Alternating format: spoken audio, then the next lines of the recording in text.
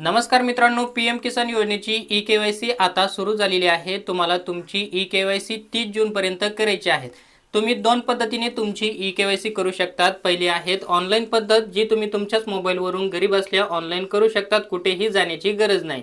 दुसरी पद्धत आहे तुम्ही जवळच्या सी-एस-सी सेंटर किंवा आपली सरकार सेवा केंद्रावरती जाऊन सुद्धा करू शकतात। जर तुम्हाला तुमच्या मोबाईलवरून ई-के-वाय-सी करता येत नसेल तर तुम्ही तुमच्या जवळच्या सी-एस-सी सेंटरवरती जाऊन ई-के-वाय-सी करू शकतात।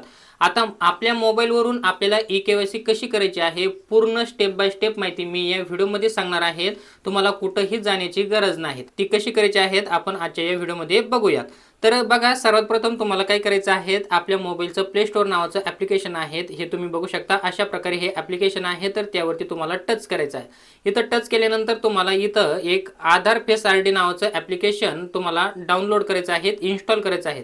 इथं आपल्याला आधार आयडी फेस ॲप असं नाव सर्च केल्यानंतर इथं बघू शकता तुम्ही अशा प्रकारे लोगो आहे। तर हे ॲप्लिकेशन आपल्याला आपल्या मोबाईलमध्ये इन्स्टॉल करायचं आहे। इन्स्टॉल झाल्यानंतर तुम्हाला काय करायचं आहे, तुमच्यासमोर ते ॲप्लिकेशन ओपन करायचं नाही किंवा आपल्या मोबाईलमध्ये ते आपल्याला कुठेही दिसणार नाही। पुन्हा आपल्याला मागे यायचं आहे।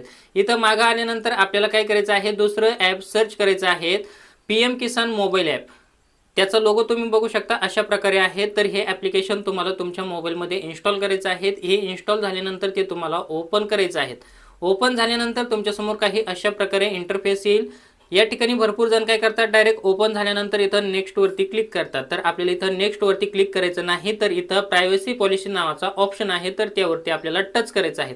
इथं टच केल्यानंतर आपल्याला इथं नेक्स्ट नावाचा एक ऑप्शन दिसतो बघा, आपल्या मोबाईलच्या बॅटरीच्या खाली एक नेक्स्ट नावाचा ऑप्शन आहे, त्यावरती आपल्याला इथं टच करायचं आहे। इथं नेक्स्ट नावाच्या ऑप्शनवरती क्लिक केल्यानंतर इथं तुम्हाला दोन ऑप्शन आलेले आहेत, अपडेट मोबाईल नंबर आणि लॉग इन। तर आपल्याला लॉग इन या नावावरती क्लिक करायचं आहे।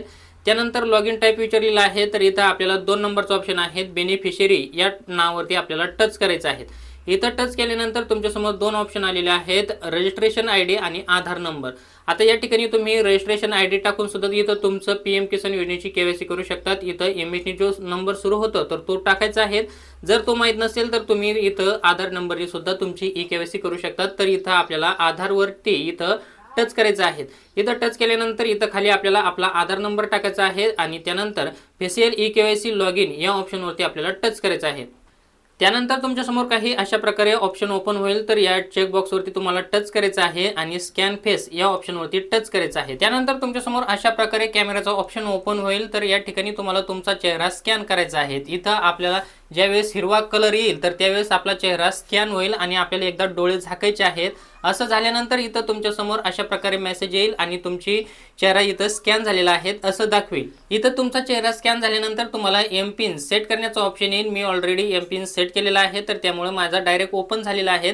परंतु तुम्हाला सांग की एम पिन एक सेट करावं लागेल, जसा वर टाकला तसाच खाली टाकायचा आहे आणि सबमिट करायचं आहे। त्यानंतर तुमच्यासमोर अशा प्रकारे इंटरफेस ओपन होईल, तर इथं तुमच्यासमोर 3 ऑप्शन आलेले आहेत, डॅशबोर्ड, अपडेट मोबाईल नंबर आणि लॉग आउट। तर या ठिकाणी तुम्हाला डॅशबोर्डवरती क्लिक करायचं आहे। इथं क्लिक केल्यानंतर इथं तुमची बेसिक माहिती येणार आहे, तुमचं नाव, नंबर वगैरे काय असेल, तुमचा पत्ता वगैरे, तर ते येईल। त्यानंतर इथं तुम्हाला काय करायचं आहे, एक ऑप्शन देण्यात आलेला आहे, ई-के-वाय-सी फॉर द बेनिफिशरीज या नावावरती तुम्हाला टच करायचं आहे।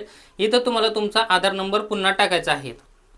आधार नंबर टाकल्यानंतर तुम्हाला सर्च या नावावरती टच करायचं आहे। इथं टच केल्यानंतर इथं तुम्हाला दाखवलं जाईल की ई-के-वाय-सी ऑलरेडी डन। जर तुमची ऑलरेडी ई-के-वाय-सी झालेली असेल तर तुमची ई-के-वाय-सी अगोदरच पूर्ण झालेली आहे असं दाखवलं जाईल, आणि जर अपूर्ण असेल तर इथं तुमची ही ई-के-वाय-सी पूर्ण होईल। त्यानंतर मित्रांनो तुम्हाला काय करायचं आहे, पुन्हा बॅक यायचं आहे।